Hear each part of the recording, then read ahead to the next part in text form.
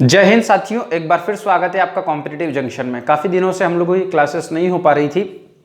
समस्या मैंने थोड़ी सी आप लोगों को पहले ही बता दी थी। अब वापस से उन समस्याओं को मैं आप लोगों के सामने रखूं तो मतलब नहीं निकलेगा। अब थोड़ा सा क्लासेस कंटिन्यू होगी, लेकिन धीरे धीरे क्लासेस हम लोग कंटिन्यू करेंगे। काफ़ी बच्चों के मुझे मैसेजेस आते हैं, सर आप या कोई भी टॉपर्स वगैरह जो लोग बताते हैं कि एनसीईआरटी पढ़ना चाहिए, एनसीईआरटी बेस है, तो एनसीईआरटी कैसे पढ़े, आज का लेक्चर उससे रिलेटेड है। और आप लोगों ने कहीं पर भी यूट्यूब पे इस तरीके का वीडियो नहीं देखा होगा, उम्मीद करता हूँ ऐसा मैं।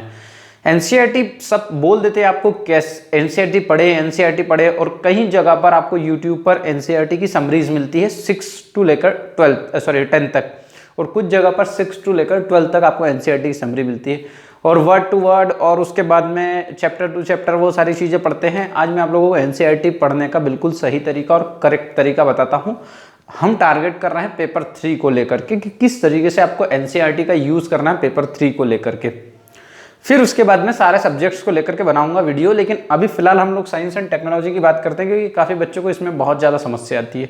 अच्छा, एक चीज़ समझो कि एमपीपीएससी की जो एग्ज़ाम होती है वो 4 चरणों में होती है। वैसे जनरली 3 चरण होते हैं उसके, एमपीपीएससी प्री, मेंस, इंटरव्यू, और उसके बाद में जो काउंट नहीं होता चौथा चरण मेरिट लिस्ट, क्योंकि बहुत सारे बच्चे उसमें भी बाहर होते हैं। एक फंडा क्लियर करो कि जो 1400 नंबर की हमारी मेंस हो रही है, 1400 नंबर की मेंस हमारी हो रही है, 1400 नंबर की जो हमारी मेन हो रही है, 175 का इंटरव्यू हो रहा है, तो इस 1400 नंबर की मेंस में से 900 नंबर सीधे आपके जेब में होते हैं जिसको आप समझ नहीं पाते हो। देखो 200 नंबर का इसमें हिंदी हो रहा है, 200 का इसमें इथिक्स हो रहा है, और 100 का क्या हो रहा है आपका निबंध हो रहा है, तो 500 तो वैसे ही हो गए। ये बिगिनर्स के लिए है, चीज़ें बता रहा हूँ मैं। बाकी सिलेबस मैंने आप लोगों को पहले ही बता चुका हूँ फर्स्ट वीडियो में कि सिलेबस आपके पास है तो आपका सारा काम बनेगा, नहीं तो नहीं बनेगा, वरना आपको ये लेक्चर भी अधूरा ही लगेगा, क्योंकि फर्स्ट लेक्चर में पहले ही बता चुका हूँ सिलेबस डाउनलोड होना चाहिए अपने पास। तो 500 तो ये हो गए। साइंस एंड टेक्नोलॉजी वाला जो पार्ट होता है वो बहुत आसान है, बच्चे उसको क्या करते हैं, मिस कर देते हैं हिस्ट्री पढ़ने के चक्कर में। 300 वो हो रहे तो 500, 300, 800, इस तरीके से 800 तो आपके डायरेक्ट जेब में दिख रहे हैं कि भैया हम इस, और ये पोर्शन ऐसा है जिसको बहुत आसानी से कवर किया जा सकता है। इस विषय पे हम काफ़ी बाद में डिस्कस कर लेंगे किसी दिन। आज मैं सिर्फ आपको ये बता रहा हूँ कि ये जो 900, 800, 900 नंबर्स है, आप इसको किस तरीके से कवर करें ठीक तरीके से एनसीईआरटी पढ़ के ही। हिंदी वगैरह तो इथिक्स वगैरह तो एनसीईआरटी में नहीं मिलेगा, हिंदी मिलती है खैर। तो आज अपन तो साइंस एंड टेक्नोलॉजी के बारे में बात करते हैं। देखो साइंस एंड टेक्नोलॉजी का जो पेपर है वो 300 नंबर का दे रखा है अपने को। टोटल मिला के इसमें कितनी यूनिट है, 10 यूनिट। 10 यूनिट, एक एक यूनिट को मैं डिवाइड करूंगा। आज थोड़ा सा लेक्चर बड़ा होगा, बाकी के लेक्चर छोटे होंगे, क्योंकि वो सारी चीजें आज डिस्कस हो जाएगी तो बाद में डिस्कस नहीं होगी। इन 10 यूनिट में से दोस्तों, मेरे प्यारे दोस्तों, 10 यूनिट में से एक यूनिट 30 नंबर की है, और इस एक यूनिट के 30 नंबर में से 11 नंबर का एक क्वेश्चन आ रहा है, 5 नंबर के 2 क्वेश्चन आ रहे हैं, और 3 नंबर के 3 क्वेश्चन आ रहे हैं 9। तो ये हो गए हमारे टोटल कितने, 30 नंबर। मतलब 3 नंबर वाले 3 क्वेश्चन, 5 नंबर वाले 2 क्वेश्चन, और 11 नंबर वाला 1 क्वेश्चन आएगा। फंडा क्लियर हुआ। अब इसमें क्या हुआ, आज मैं जो है यूनिट 1 को डिस्कस करने वाला हूं, फिर हम यूनिट 2, यूनिट 3 ऐसा करके। तो यूनिट 1 में आपको फिजिक्स दे रखा है, फिर केमिस्ट्री, फिर बायोलॉजी, फिर कंप्यूटर, फिर मैथ्स। तो ये 150 नंबर तो आपके यूं जेब में रहते हैं, लेकिन आप उसको समझ नहीं पाते हो। क्या होता है कि हम हिस्ट्री, ज्योग्राफी, पॉलिटी और इकोनॉमिक्स, जब कभी भी पीएससी की तैयारी करते तो यही सब्जेक्ट पहले स्टार्ट करवाए जाते हैं। हिस्ट्री, ज्योग्राफी, पॉलिटी, इकोनॉमिक्स, यही सब चीज़ें चलती रहती है, और हम लोग थोड़ा सा समस्याओं से घिर जाते हैं, और दिक्कत बहुत आती है कि इन सब्जेक्ट के पीछे पड़े हुए रहते हैं। कई जगह पर तो एमपी भी नहीं पढ़ाया जाता है, जबकि एमपीपीएससी की एग्जाम में एमपी का जो इंपॉर्टेंस है ना, उसको बहुत बाद में समझ आता है बच्चों को कि एमपी क्या चीज़ है। एमपी ही सबसे खास है। देखो साइंस एंड टेक्नोलॉजी, विज्ञान और तकनीकी, एनसीईआरटी पढ़ने का सबसे सही तरीका बता रहा हूं मैं आप लोगों को। कई लोग बोलते हैं एनसीईआरटी पढ़ना है, एनसीईआरटी, लेकिन एनसीईआरटी का जो सबसे सही तरीका है वो इस तरीके से जो मैं बता रहा हूं। आप ध्यान रखना, इसका स्क्रीनशॉट ले लो। पहले तो स्क्रीनशॉट ले लो आप। स्क्रीनशॉट ले लिया, अभी समझ में आएगा फंडा क्या है। एक एक करके हम थर्ड पेपर की जो यूनिट है उसको डिकोड करेंगे कि किस तरीके से एनसीईआरटी पढ़नी है और कौन सी चीजें कहां से पढ़नी है, वो बता रहा हूं। अगर आपके पास में एनसीईआरटी नहीं है तो डाउनलोड कर लीजिए या खरीद लीजिए। 6 टू लेकर 10 तक आपको एनसीईआरटी पढ़ने का कहा जाता है, या 6 टू लेकर 12 तक आपको एनसीईआरटी पढ़ने का कहा जाता है, और आप word to word, chapter to chapter सारी चीजें पढ़ना स्टार्ट कर देते हो, है ना। इस तरीके से ही पढ़ते हैं हर बच्चे। आपको ये नहीं करना है, मैं बताता हूँ किस तरीके से चलना है आपको। साइंस एंड टेक्नोलॉजी के लिए सब बोलते हैं कि आप 9, 10 की कर लीजिए, काम बन जाएगा, 8 की कर लीजिए। कुछ आपको बोलते हैं आपकी मर्जी हो तो 6 से पढ़ लीजिए, आपकी मर्जी हो तो 7 से स्टार्ट कर दीजिए, वो आपके ऊपर डिपेंड करता है। ऐसा कह के रामायण वहीं पर ख़त्म कर देते हैं और बताते नहीं। जैसे बोल दिया कि भैया नेट सर्च करिए तो लिंक वगैरह भी नहीं बताते, कौन सी लिंक है, मैं सारी चीज़ें बताऊंगा। देखो विज्ञान और तकनीकी 30 नंबर की यूनिट फर्स्ट है, फिजिक्स वाला जो चैप्टर है। अपन बात करें फर्स्ट आगे पीछे हो सकता हो कि मैंने आगे पीछे लिख दिया, लेकिन सिलेबस सारा लिखा है। कार्य, बल एवं ऊर्जा। अच्छा एक चीज़ और है, बाइलिंगुअल रहेगा, मैं बोलना भूल गया स्टार्टिंग में, मैं सारी चीज़ें आपको इंग्लिश में बता दूंगा। वर्क फोर्स और एनर्जी की यदि हम लोग बात करें, कार्य, बल और ऊर्जा, ये टॉपिक हम लोगों को दे रखा है हमारे सिलेबस में एमपीपीएससी के, जिसमें हमको पहला दे रखा है ग्रेविटेशनल फोर्स, गुरुत्वाकर्षण बल, घर्षण, फ्रिक्शन, वायुमंडलीय दबाव, एटमॉस्फेरिक प्रेशर और वर्क, इकाइयां एवं मापन, यूनिट और मेजरमेंट, दैनिक जीवन के उदाहरण, मतलब जनरल लाइफ में हम लोग जो जीते हैं उसके एग्जांपल्स, गति, वेग और त्वरण, स्पीड, वेलोसिटी और एक्सेलरेशन। सॉरी, देखो ये हमारी क्या है, कार्य, बल एवं ऊर्जा, फर्स्ट यूनिट का पहला टॉपिक हम लोगों का। अब आप एनसीईआरटी 6 टू लेकर 12 पढ़ना स्टार्ट करते हो या 10 तक पढ़ना स्टार्ट करते हो, आप चैप्टर वाइज, चैप्टर बीच में कोई चैप्टर आ जाता, आपको ऐसा नहीं करना है। आपको क्या करना, आपके पास जो भी लेकर 6 से लेकर 10 तक की एनसीईआरटी अपने सामने रखना। इसका जो मैंने स्क्रीनशॉट लिया है, आपने स्क्रीनशॉट जो लिया है इसका, उस तरीके से पहले उस पर सर्कल करना कि इस टॉपिक को किस तरीके से पढ़ना। ये जो टॉपिक दे रखा है कार्य, बल एवं ऊर्जा, ग्रेविटेशनल फोर्स, फ्रिक्शन फोर्स और ये जो सारी चीजें दे रखी है आपको मिलेगी एनसीईआरटी क्लास 9th में। देखो अपने को उल्टा चलना है, कैसे पढ़ना है आपको, एनसीईआरटी कैसे पढ़ना है, 6 टू लेकर 10th नहीं पढ़ना, 10th से 6 की ओर जाना है, फिर रिवाइज करते हुए वहां चले जाना है। अगर आप 6 या 7 छोड़ना चाहें तो वो छोड़ सकते हैं, आपके ऊपर डिपेंड करता है वो, लेकिन मेरे हिसाब से आप एक जनरल रीड कर लोगे तो कोई समस्या नहीं आएगी उतना, क्योंकि वहां से भी आपको बहुत सारी चीजें मिल जाती है। और एनसीईआरटी जब खत्म होती है उसके पीछे आपको क्या बोलते हैं, कुछ शब्दावलियां देके रखते हैं। जैसे मान लो आप लोगों ने बायोलॉजी पढ़ा तो वहां पर अनुकूलन मिलेगा, प्रजनन मिलेगा, प्रोडक्शन मिलेगा, रिप्रोडक्शन मिलेगा प्रजनन के लिए, है ना। तो वहां से आपके 3-3 मार्क्स वाले क्वेश्चन बनने के चांसेस ज्यादा हैं। सिलेबस थोड़ा सा चेंज हो गया है, ज्यादा तो नहीं हुआ है लेकिन पैटर्न पूरा चेंज करा उन्होंने, तो आपको बहुत फायदा मिलेगा।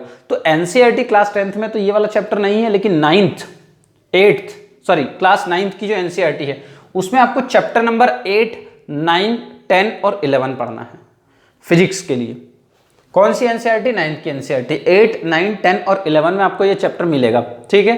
चैप्टर नंबर 8, 9, 10 और 11, इतना फंडा क्लियर हुआ कि आपको ये वाला चैप्टर कहाँ मिलेगा, ये सारी चीजें 8, 9, 10, 11।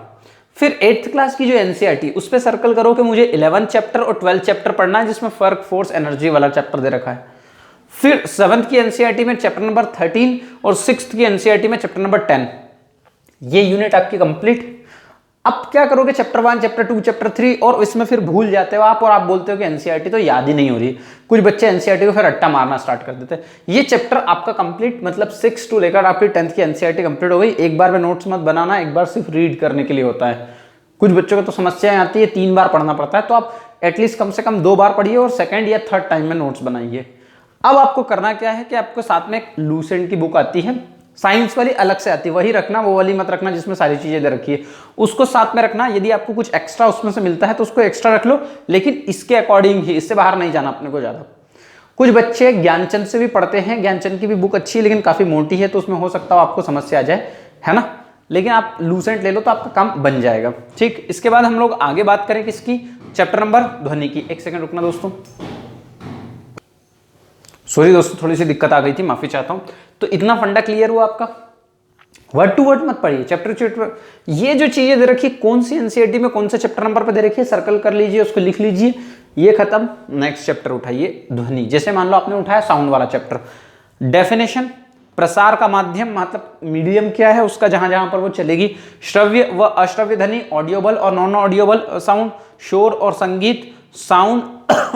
फिर उसके बाद में ध्वनि शब्दावलियां, वोकेबलरी जो दे रखी है किससे, साउंड से रिलेटेड, आयाम, तरंग और लंबाई, एम्पलीट्यूड, और उसके बाद में लेंथ, कंपन की आवृत्ति, फ्रीक्वेंसी। ये जो आपका ध्वनि वाला चैप्टर है। अब आप जैसे एनसीईआरटी पढ़ते हो तो कभी बायो आ जाता है, कभी केमिस्ट्री आ जाता है, कभी फिजिक्स आ जाता है, लेकिन अगर आपने फिजिक्स उठाया है एनसीईआरटी को टारगेट करके, तो आपको करना क्या, ध्वनि वाला चैप्टर उठाया आपने। जैसे ही ध्वनि वाला चैप्टर उठाया, क्लास 10th में तो है नहीं, मैंने सीधा सीधा आप लोगों के लिए यहाँ पर पकाया दे दिया है कि आपको मेहनत ही करने की जरूरत नहीं पड़ेगी, आपको पढ़ने पर मेहनत करना है। मास्टर प्लान में बता रहा हूँ आपको। क्लास 9th की एनसीईआरटी में चैप्टर नंबर 12 और 8th की एनसीईआरटी में चैप्टर नंबर 13 साउंड से रिलेटेड है। साउंड वाला सिस्टम खत्म, लूसेंट आपके साथ में रखिए, कुछ एक्स्ट्रा मिलता है तो आपका काम बन गया। नोट्स प्रॉपर बनाना, नोट्स के बिना काम नहीं चलेगा। ये बिगिनर्स के लिए है, टाइम थोड़ा लगेगा लेकिन आपका बहुत अच्छा हो जाएगा। जो लोग रोजमर्रा की जिंदगी जी रहे हैं, मतलब काम कर रहे हैं, जैसे हम लोग फैक्ट्री में जा रहे हैं, कुछ काम करने के लिए जा रहे हैं तो नहीं पढ़ पाते, तो आप सीधा डायरेक्ट नोट्स उठाइए, नोट से पढ़िए, क्योंकि इतनी माथापच्ची करने की जरूरत नहीं, काफी टाइम लग जाएगा, नोट से भी काम बनेगा। ठीक, नेक्स्ट हम लोग देखें जरा, ये वाला टॉपिक हो गया। उसके बाद में हम देखें विद्युत की बात करें, इलेक्ट्रिक की बात करें, तो इसमें दे रखा सेल और परिपथ सर्किट, दो टॉपिक दे रखे हैं इसमें, विभिन्न प्रकार के सेल दे रखे हैं और सर्किट दे रखा है। थोड़ा शांति बना के रखिए, यहाँ पर थोड़ा सा एक लेक्चर बन जाने दीजिए, फिर उसके बाद में सॉरी डिस्टर्ब हो रहा है। एनसीईआरटी की बात करें हम लोग, किसकी, विद्युत की बात करें तो एनसीईआरटी में क्लास 10th उठाओ, क्लास 10th में आपको सेल वाला सॉरी क्या बोलते हैं, ये वाला विद्युत इलेक्ट्रिसिटी वाला चैप्टर नंबर 12 और 13 में मिलेगा। 13 आप चाहें तो छोड़ भी सकते हैं, लेकिन आप उसको देखो कि इसमें से मेरे काम की चीजें क्या है, थोड़ा सा अलग है, क्योंकि इससे 8th में आपको चैप्टर नंबर 14 मिलेगा, 7th में आपको चैप्टर नंबर 14 मिलेगा और 6th में चैप्टर नंबर 12 मिलेगा। सर्कल कर लिया भाई, विद्युत वाला ये चीज इस तरीके से पढ़ना है, चाहे बायो हो चाहे केमिस्ट्री हो। अभी बायो वगैरह केमिस्ट्री के भी बनाऊंगा, ज्योग्राफी को भी आपको इसी, ज्योग्राफी कम से कम इस तरीके से पढ़ोगे तो बहुत मजा आएगा। चुंबक की बात करें, मैग्नेट की बात करें तो इसमें दे रखा टॉपिक में गुण, कृत्रिम चुंबक है ना, कृत्रिम चुंबक का निर्माण और उपयोग, मतलब उसका कंस्ट्रक्शन कैसे होगा, उसके यूजेस क्या होंगे और उसकी प्रॉपर्टीज क्या है, किसकी, मैग्नेट की। इसमें चैप्टर नंबर क्लास 6th की एनसीईआरटी में चैप्टर नंबर 13 दे रखा है, आप चाहें तो उसको छोड़ भी सकते हैं, मनोरंजन करके उन्होंने एक चैप्टर का नाम रखा है चुंबक मनोरंजन के रूप में, इसको आप लूसेंट से कवर कर लीजिए, आपका काम बन जाएगा। देखिए बहुत छोटा टॉपिक है। फिर बात करें हम प्रकाश की लाइट, ये बहुत बड़ा टॉपिक है, टाइम लगता है, एक तो साउंड वाला और एक लाइट वाला और एक इलेक्ट्रिक वाला, ये जो विद्युत वाला, इसमें काफी टाइम लग जाता है। प्रकाश की बात करें, लाइट की बात करें तो परावर्तन, रिफ्लेक्शन, अपवर्तन, रिफ्रैक्शन, दर्पण, मिरर एवं लेंस, मतलब रिफ्रैक्शन, रिफ्लेक्शन और मिरर और उसके साथ में लेंस, और प्रतिबिंब का निर्माण मतलब इमेज फॉर्मेशन, ये उन्होंने डायरेक्ट लिख के रखा। तो आपको कहाँ मिलेगा, एनसीईआरटी क्लास 10th की बात करें तो चैप्टर नंबर 10 और 11, 8th की बात करें तो 16 और 17, 7th की बात करें तो 15 और 6th की बात करें तो 11, इतने चैप्टर में आपको लाइट वाला दे रखा है। एनसीईआरटी में टिक किया प्रकाश, जब कभी भी लाइट वाला टॉपिक पढ़ना है तो सारी एनसीईआरटी उल्टा चलना है। जब आप थोड़ा सा टफ पढ़ोगे तो आसान चीजें अपने आप समझ में आएंगी, रिवाइज होते जाएगा।